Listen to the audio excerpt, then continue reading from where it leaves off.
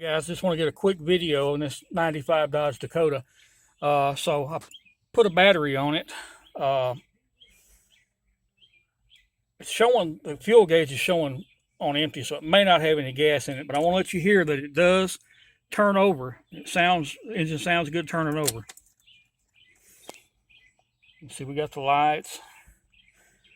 Fuel gauge is right on empty, so that could be part of the problem.